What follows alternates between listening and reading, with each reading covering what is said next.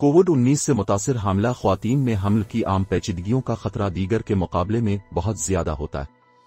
ये बात अमेरिका में होने वाली एक तिब्बी तहकीक में सामने आई। नेशनल इंस्टीट्यूट ऑफ हेल्थ के जेर तहत होने वाली इस तहकीक में 17 अमरीकी अस्पतालों में जेर इलाज रहने वाली 13,000 से ज्यादा हामिला ख्वातीन को शामिल किया गया था, जिनमें से 2400 में कोविड की तशखीस हुई।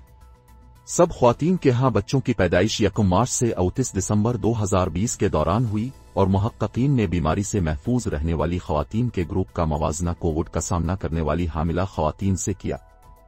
नताइज से मालूम हुआ कि कोविड से महफूज रहने वाली ख्वातीन के मुकाबले में इससे मुतासिर होने वाली ख्वातीन में पेचीदगियों का खतरा नुमायां हद तक बढ़ गया।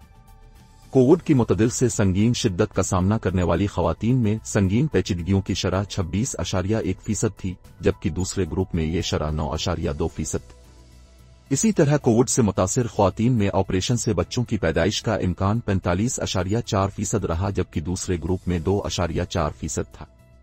बच्चों की कब्ल अज वक्त पैदाइश की शरह 26.9% दरियाफ्त हुई, जबकि दूसरे ग्रुप में ये 14.1% रही। मुर्दा बच्चे की पैदाइश या पैदाइश के बाद मौत की शरह की 5% रही। कोविड की मामूली या बगैर अलामात वाली बीमारी को किसी भी किस्म के संगीन असरात से मुंसलिक नहीं किया गया।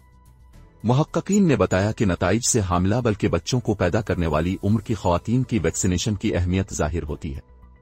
उन्होंने कहा कि वैक्सीनेशन के साथ साथ दीगर एहतियाती तदाबीर को इख्तियार करना भी अहमियत रखता है, क्योंकि इसी तरह हामिला ख्वातीन और उनके बच्चों को बेहतर तहफ़्फ़ुज़ फराहम किया जा सकता है। तहकीक के नताइज तिब्बी जरीदे Journal of the American Medical Association में शाये हुए।